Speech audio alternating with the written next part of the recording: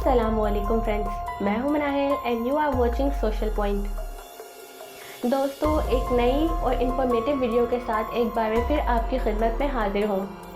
Video की तरफ चलने से पहले हमारा चैनल सब्सक्राइब कर लें और साथ ही बेल के आइकन को भी प्रेस कर दें। शुक्रिया।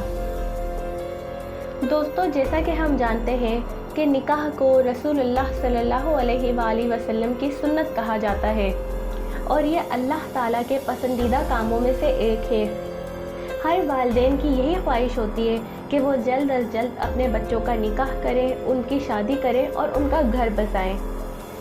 दोस्तों, कूफा के एक शख्स ने बड़े धूमधाम से अपने दोनों बेटों की शादी एक साथ की, लेकिन शादी के बाद एक ऐसा अजीबोगरीब वाक़या पेश आया जिसे सुनकर आप भी चौंक जाएंगे।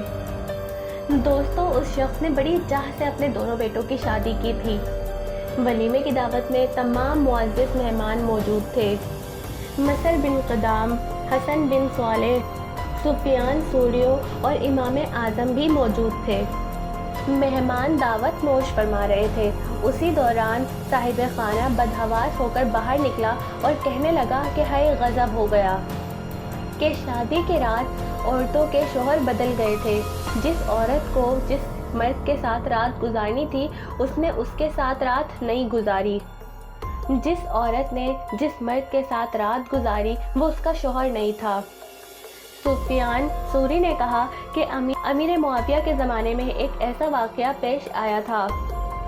इससे निकाह में कोई फ़र्क नहीं पड़ता, अलबत्ता दोनों पे महर लाजिम होगा।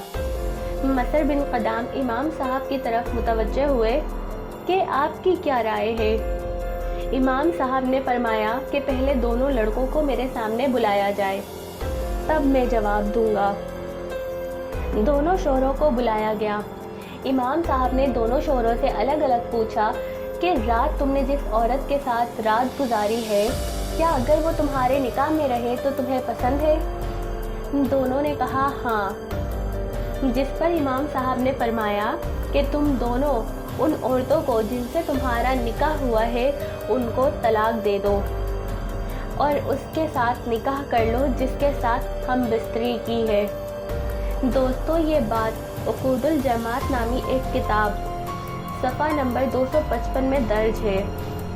दोस्तों, हज़रत सुफियान सूरी ने जो जवाब दिया था, मसले के हिसाब से वो भी दुरुस्त था। वतीबे शुबा की वजह से निकाह नहीं टूटता, लेकिन इमाम साहब ने जिस मसले को पेश नज़र रखा, वो भी इन्हीं का ही हिस्सा था, क्योंकि वतीउ शुबा की वजह से इद्दत तक इंतज़ार करना पड़ता, जो कि इस वक्त एक मुश्किल मरहला था। और फिर इस ज़माने में उन मर्दों के दिमाग में ये ख़याल गुज़रता कि मेरी बीवी दूसरे मर्द के साथ रात गुजार चुकी है, और फिर इस तरह उनके निकाह की पाकीज़गी, मोहब्बत और उल्फत, एतबार बड़ी मुश्किल से कायम हो पाता। इन तमाम बातों को मद्देनज़र रखते हुए इमाम आज़म ने एक ज़ेरक फ़ैसला, तो ये जो वाक़या पेश आया है, ऐसा बहुत कम देखने को मिलता है, बल्कि मेरे ख़्याल में आजकल के ज़माने में तो ऐसा बिल्कुल ही इम्पॉसिबल हो गया है। लेकिन पहले के ज़माने में ऐसा होना इसलिए पॉसिबल था क्योंकि लोग एक दूसरे को नहीं देखते थे, मतलब शादी से पहले मियाँ बीवी एक दूसरे को नहीं जानते थे और ना ही एक दूसरे को देखा होता था।